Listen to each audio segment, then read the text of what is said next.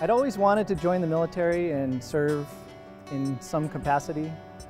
And I kind of told myself that I was too old. My wife and I both had careers. We had a lot of things going on. And then the events of September 11th, 2001 occurred, and that really just changed everything.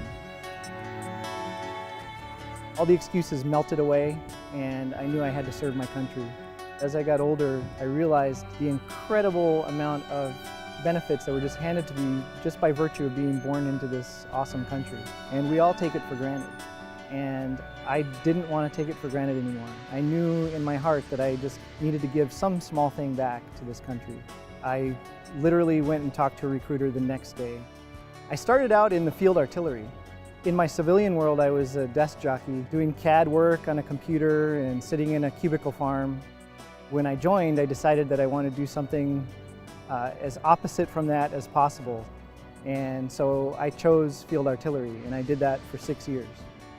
We were deployed to Iraq in 2005. I was a military police gunner escorting convoys. And then later, after returning from that deployment, I also spent 2 years on a United States deployment to the US-Mexico border.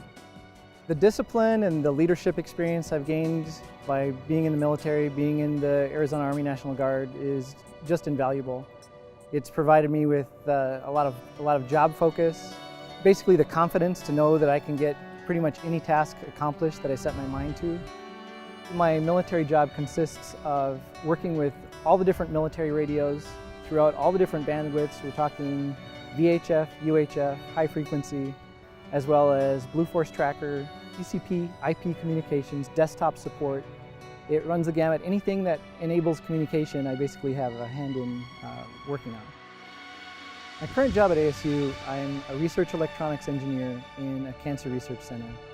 And so I support 40 chemists and biologists in their efforts to find new ways to diagnose and treat cancer, and that's hugely important to me. But equally important, since I'm also a soldier, is the support I get, having the peace of mind that my job's going to be there when I get back after serving my country.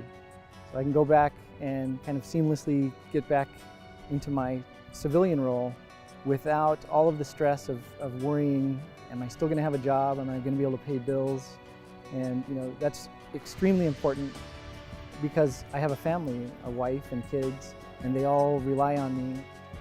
Family is huge. Family is the pillar that I stand on that supports me through all of this, both civilian and military. Without them, it's not a tenable situation. My service to my country has caused me to grow as a person in so many different ways.